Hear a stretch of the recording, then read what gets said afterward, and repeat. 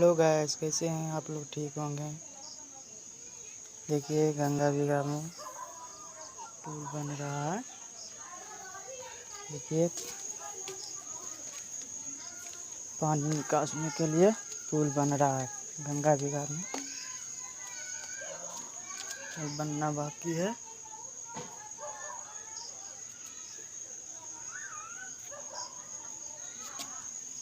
देखिए बन रहा है, अभी बाकी है।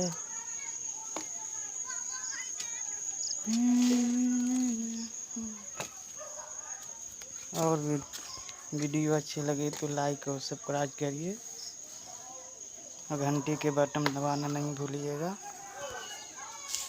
देखिए बना रहे हैं।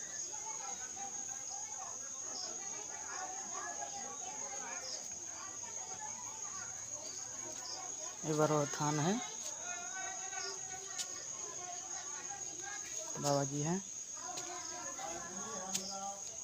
अभी गांव में नदी नहीं रहता था, इसी की वजह से पानी इधर उधर जा रहा था, आने का दिक्कत बहुत है।